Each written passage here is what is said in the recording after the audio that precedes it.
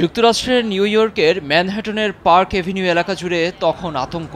সোমবার স্থানীয় সময় সন্ধ্যা ৬টা ৪০ মিনিটের দিকে সেখানকার সুউচ্চ এক ভবনে ঢুকে পড়ে বুলেট প্রতিরোধী ভেস্ট পরা এক বন্দুকধারী। ভেতরে ঢুকতেই পুলিশ কর্মকর্তাসহ সাধারণ মানুষকে লক্ষ্য করে গুলি ছোড়েন।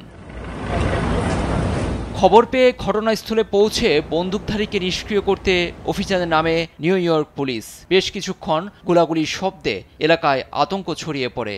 ঘটনাস্থলে ততক্ষণে এফবিআই সহ অন্যান্য নিরাপত্তা বাহিনীও চলে আসে। সূত্রের বরাতে সিবিএস নিউজ জানায়, অস্ত্রধারীর গুলিতে পুলিশ কর্মকর্তা সহ হতাহত হন বেশ কয়েকজন। গুলিবিদ্ধদের নেওয়া হয় হাসপাতালে। ৪৪ তলার ভবনে ঢুকে পড়া হামলাকারীর হাতে ছিল স্বয়ংক্রিয় অস্ত্র। সে ভবনের ৩৩ তলায় গিয়ে গুলি চালায়। গুলিবিদ্ধ পুলিশ কর্মকর্তা সেখানে দায়িত্বে ছিলেন। প্রত্যক্ষদর্শীরা শুনিয়েছেন ভয়াবহ অভিজ্ঞতা। আমি দোকানে কাজ করছিলাম, এ সময় কয়েকজনকে দৌড়ে আসতে দেখি। কি ঘটেছে তা দেখার জন্য দোকান থেকে বের হই। এরপরই দেখি পুলিশ, দমকল বাহিনীর গাড়ি হাজির। পুলিশের পাল্টা গুলিতে নিহত হয় সন্দেহভাজন বন্দুকধারীও। তার উদ্দেশ্য কি নিশ্চিত না হওয়া গেলেও শুরু হয়েছে তদন্ত।